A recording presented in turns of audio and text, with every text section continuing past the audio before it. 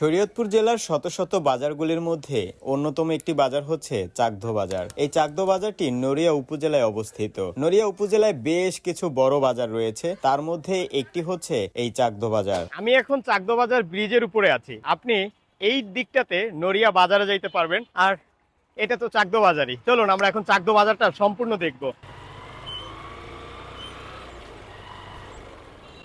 চাকদহ বাজারটি স্থানীয় কৃষক, ব্যবসায়ী এবং সাধারণ মানুষদের জন্য একটি কেন্দ্রীয় পয়েন্ট হিসেবে কাজ করে। এই বাজারের আশেপাশের কৃষকরা নিজেদের উৎপাদন করা পণ্যগুলি এই বাজারে বিক্রি করার জন্য আসে এবং এখান থেকেই তারা কেনাকাটা করেন। এখানে একটা মানুষের জীবনে যা কিছু প্রয়োজন সমস্ত কিছুই পাওয়া যায়, যেমন খাঁচা থেকে শুরু করে বসার পাটি পর্যন্ত এই বাজারে বিক্রি করা হয়। এবং কি এই বাজারটি মাছ বিক্রির জন্য বেশ বিখ্যাত। যেহেতু পদ্মা নদীর কাছেই এই চাকদহ বাজারের অবস্থান, তাই পদ্মা নদীর মাছ এখানে সব সময় পাওয়া যায়। আর স্থানীয় মাছ চাষীদের উৎপাদন করা মাছ তো এখানে আছেই। এটা ছাড়াও চাকদহ বাজারে আরো অনেক কিছু আছে। একটা বাজারে যা কিছু থাকা দরকার তা সবকিছুই আছে। এক কথায় চাকদহ বাজারে একের ভিতরে সব। চাকদহ বাজারের প্রতিষ্ঠাতা কে, বাজারটি কত সালে প্রতিষ্ঠিত হয়েছিল, এরকম কোনো তথ্য আমরা সংগ্রহ করতে পারিনি, তাই ভিডিওতে এই তথ্যগুলি আমরা দিতে পারছি না। তবে এই তথ্য সম্পর্কে যদি কারো কিছু জানা থাকে তাহলে অবশ্যই কমেন্টে সেটা বলে যাবেন। চাকদহ বাজারটা যদি আমরা হেঁটে হেঁটে দেখাতে যাই তাহলে অনেক সময় লাগতো,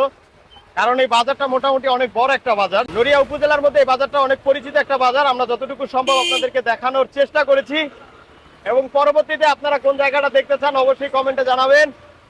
তো ভিডিওটা এখানেই শেষ করলাম।